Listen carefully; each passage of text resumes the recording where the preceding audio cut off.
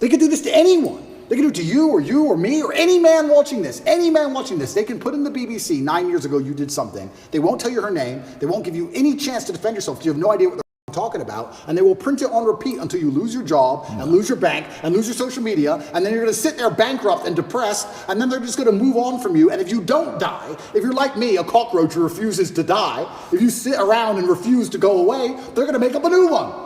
In his viral interview with Patrick Bet-David, Andrew Tate reveals never-before-known details about his interview with the BBC, the false promises the BBC made before the interview, and the potential dangerous attacks that can come as a result of Andrew exposing such a major media organization. We watched the BBC interview with Musk, right? And he goes up and the guy opens up the question with, why'd you agree to do this interview? He says, well, I don't know, what's the name of the BBC? And he's trying to mock them and all this stuff. And there's a part of it where, you know, he calls them out for the mistakes they made. Yeah. And if you go to the bottom of the interview on BBC, you'll see comment section saying, why'd you cut that out? Because Musk puts it on Twitter, but they didn't put it in the interview. Then you watch the interview with you. The first question they ask you was, what's the first question? Hey, you've been accused of serious crimes, rape or something like that. You know, right off the bat, they ask that question of you. And then you see the interview, Lucy Williamson, I believe, her first question was, you're facing some very serious allegations. Have you raped anybody? That's the open question that they ask you. And the video they put up, the first one, they take it down. The second video they put up, that's 12 minutes like the highlight one, they turn, the comment section is open. There's 80,000 plus comments there.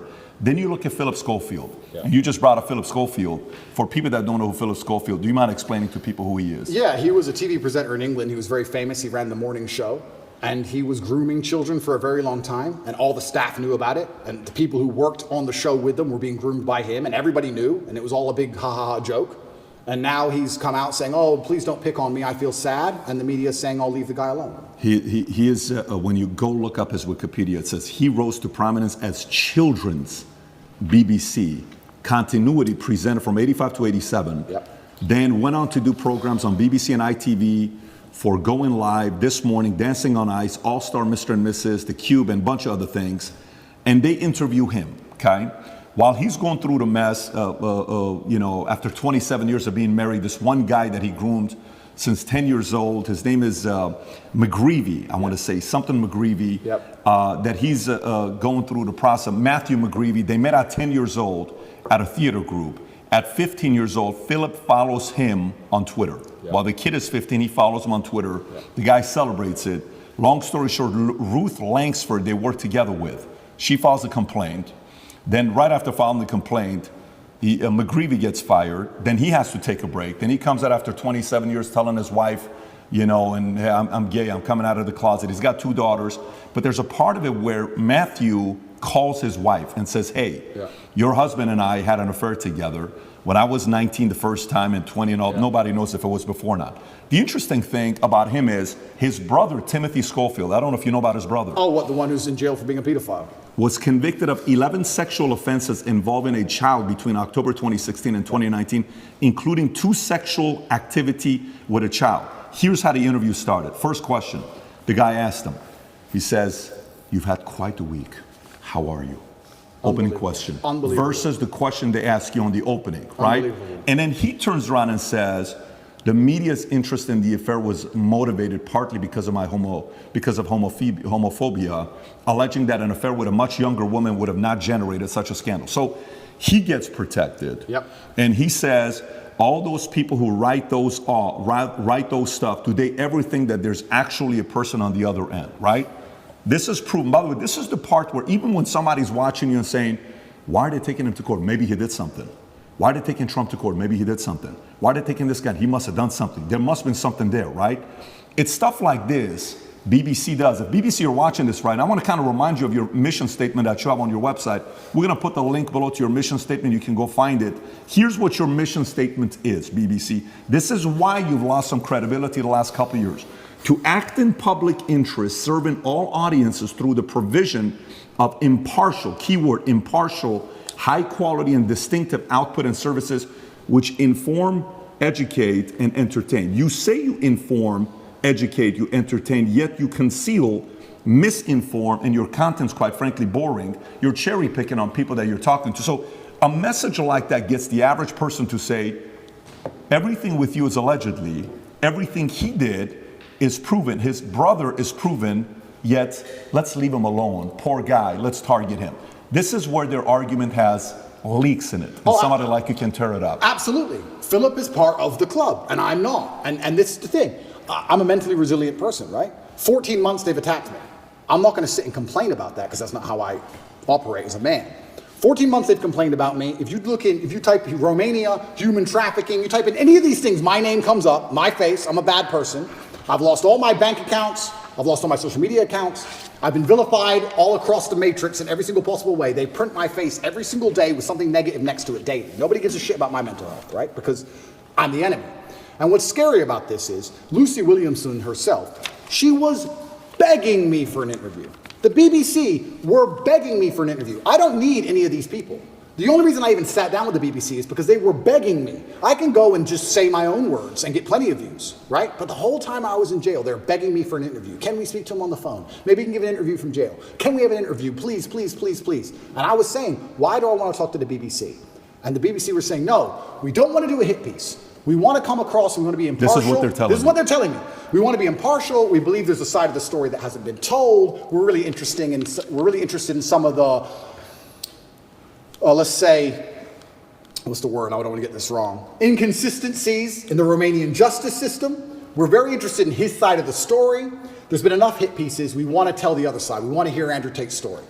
And I said no, on repeat. Then they sent me a list of questions. I didn't even ask for a list of questions. That's not who I am. I don't have to script. I never ask for a list of questions. They sent me a list of questions.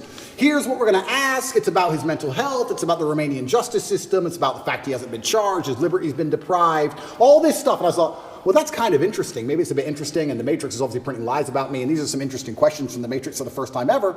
Okay. They walk in here all smiles and happy, all smiley faces trying to take me off guard. I already had my list of questions, right? It's all going to be nice and easy. I sit down, and they instantly attack me. They put the cameras on first, and they attack me, expecting me to stutter and make a fool of myself. It's kind of like they tried to sucker punch me. I'm in the club, and they're my friends shaking my hand, and they tried to hit me and knock me out. And this is the thing that's so amazing about it. Yes, I destroyed the BBC. But of course I did, because I'm smarter than all of them. But why should I have to rely on my wit and intellect to destroy BBC with their research team and their plan? Their deliberate plan to try and annihilate not only my credibility, but my life. They are trying to put me back in jail, these people. They're not dishonest. They're genuinely evil. And they don't give a shit. And so why should I even sit there and entertain them? I believe I could slip every single sucker punch they throw at me for the rest of human time. I could sit with any of these clowns. And no matter who they sit with their research team, whatever garbage they come up with, I'll make a fool of all of them. But why am I even entertaining them anymore? What's the point? That was the last chance I gave mainstream media. They lied for months to get that interview with me. Completely dishonest, head to toe. And like you said, they sit with Philip. Are you okay? Are you okay? We heard your mom's upset, that poor old lady. Maybe everyone should stop talking about it because his mom's upset. Let's not talk about it anymore because his mother's old. You're either part of the club or you're not. You have to sell your sanity nowadays. If you sell your sanity, you're afforded protections. That's the reality of it, because if you're a sane thinking person, you don't buy their bullshit. And that's what upsets them. They don't want anybody who thinks for themselves. They need you to they want you to believe exactly what's on the television screen. Believe in COVID. It's COVID now. It's COVID now. Oh, Putin's invaded Ukraine. Putin's cured COVID now. Now it's Ukraine. It's insane till the next thing comes. It's absolutely asinine. It's quite infuriating when you look at the different ways that the media, and specifically the BBC, decides to cover people in such a positive light who have actually committed crimes, been charged, been proven that they've done these bad things. And then they paint these other people in such a negative light, like Andrew Tate, who have only been accused of such things and haven't been proven of them. And when you pay attention to who gets covered in certain ways, you can tell who's in the club, as Andrew says. And if you want to learn directly from Andrew Tate and join the real world, click the link in the description. Did any of the questions that they sent you ahead of time? Zero. By the way, we didn't. There was no. No, that's not how we operate. Asked us at a time whatsoever.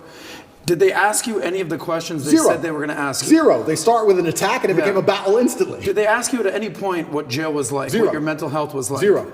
How, like, you completely missed the mark when everyone wants to know what was jail like. Well, and they don't even ask you that question. But this is what's so interesting about it. These people are so detached from reality, because they are genuinely detached from reality.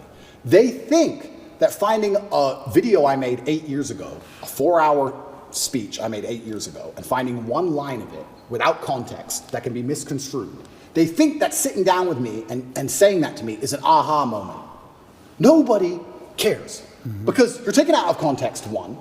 And I said you're taking things out of context. She goes, I'm not taking it out of context. I said, if you're presenting it without context, that's taking it out of context. That's what it is. You're lying by omission.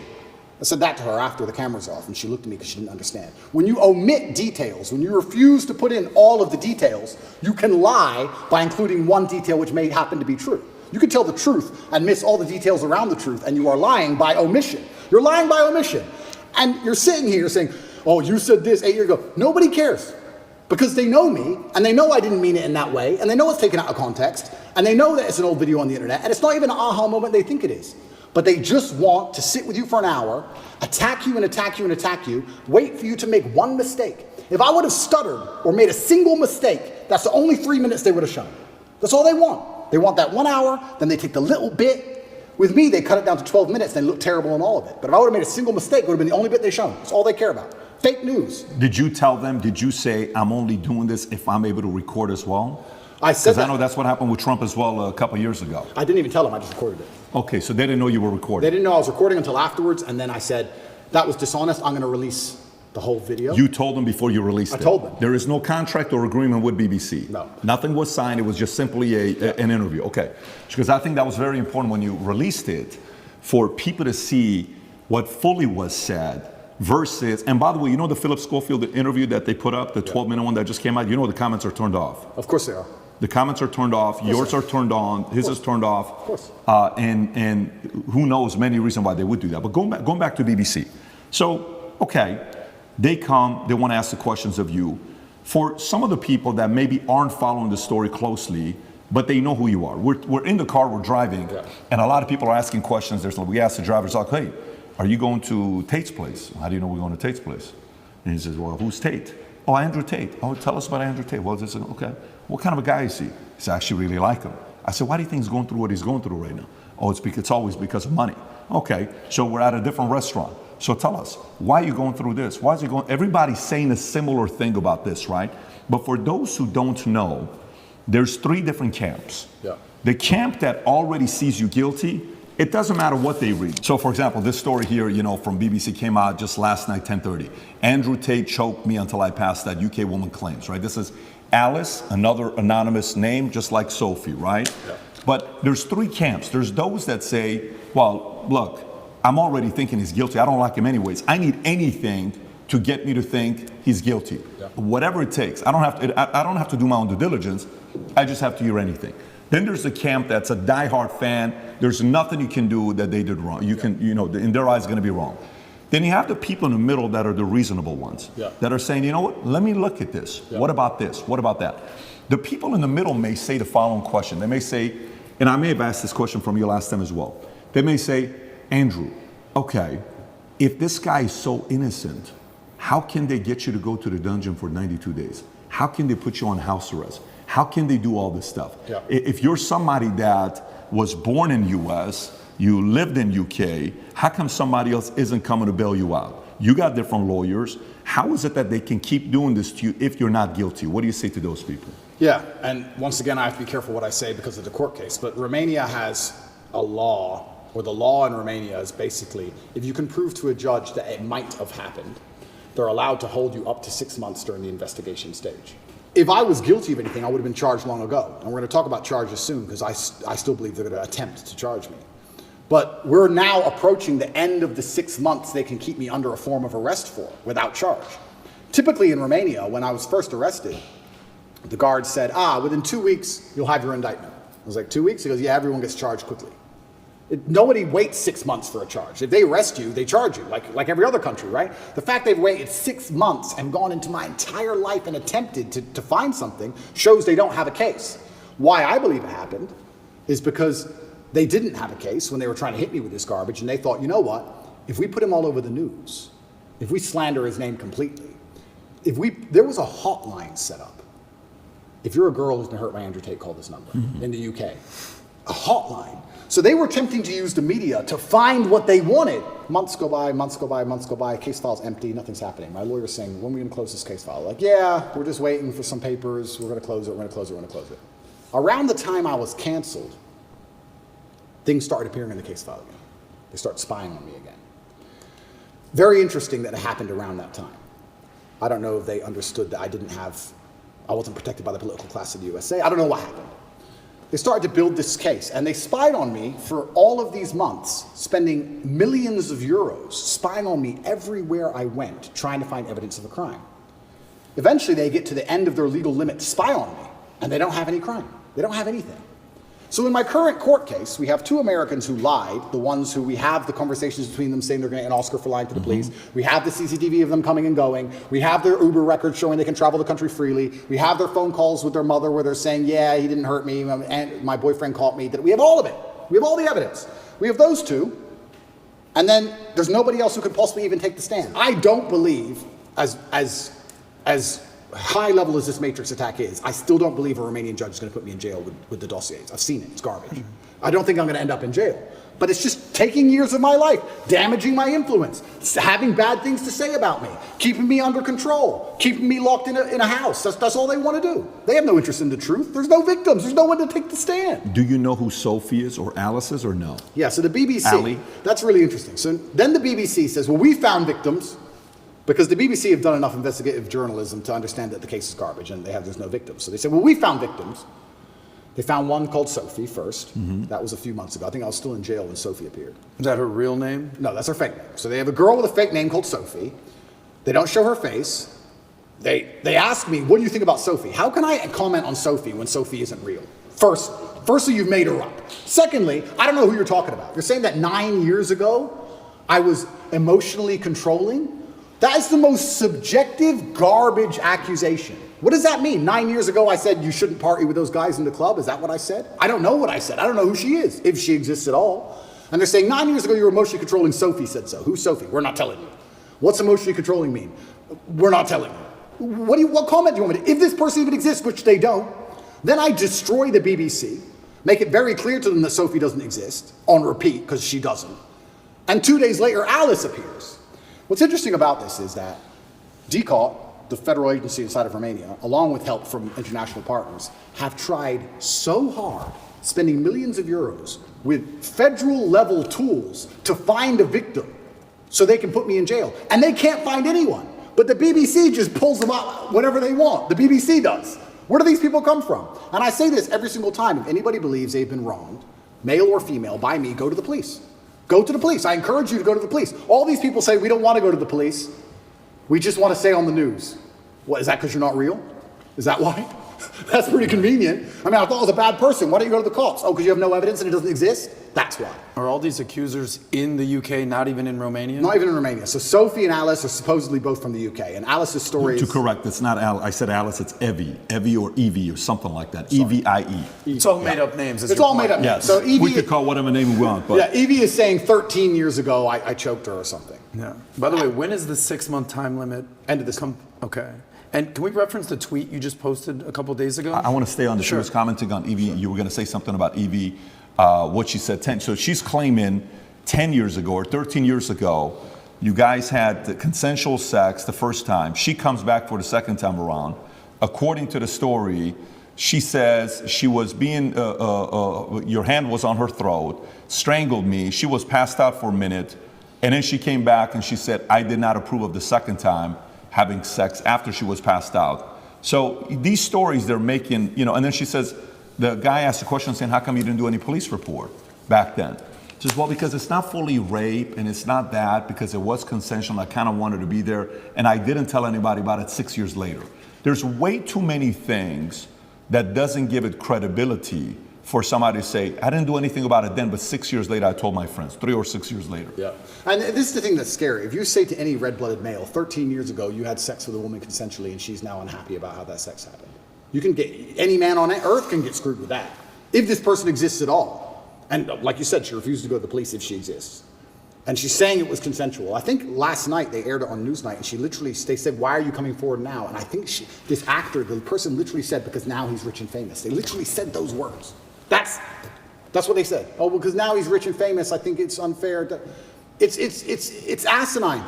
I don't understand genuinely how a man can protect himself in the Western world anymore. How can you even exist anymore? If this is what they're going to hit you with as soon as you get to a certain level of influence, there's no man on earth who's safe from this. I said this to my judges.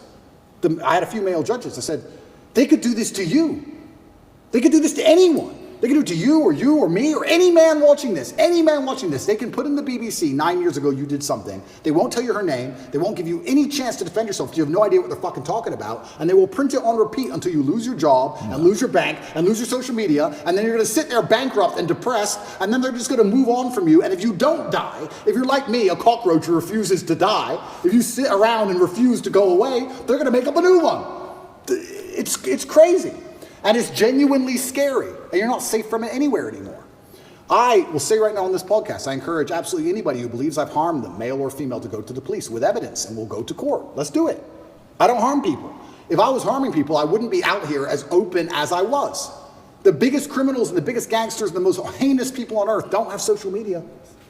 You know this. If I see a guy with an Instagram pretending he's a gangster, he's not a gangster. The real gangster hasn't got Instagram. But that's the reality of it. You think I'm going to become the most Googled man in the world if I've been running around hurting people? It's absolutely insane. And I think there has been a shift in the consciousness. I think, especially because of COVID and a few other things, people are starting to understand that all these people do is lie. I think people are starting to understand that. And the harder they try and hurt me with these lies, the less people believe it, which is scary for me. Like I said earlier, it's scary. They keep coming up with more garbage. The bullets keep bouncing off. So now they're sitting around going, we can't convince the world this person is a bad person. How do we get rid of him? That's the scary part. And since the BBC's attacks do not seem to be working on changing the public perception of Andrew Tate, and since the Romanian law case seems to only be building more support for Andrew Tate, other than the crazies who already hated him, first let's hope that the truth gets found in his criminal case. But secondly, if he is relieved of all the charges and not charged and not put in prison and he's back to his normal life, there's going to be an endless amount of more attacks that's going to come, I foresee, from media companies, media outlets, other social media people that have an influence, celebrities maybe. There's going to be a continual all-out attack just like we've seen with Donald Trump, even sometimes with Elon Musk, and other controversial people that are pushing against the liberal agenda of Hollywood and most social media. It's probably never going to end for Andrew. And hopefully this timeline does not go as Andrew has predicted, where he said, first they try to lie about you, then they try to put you in jail, then they put a bullet through your head.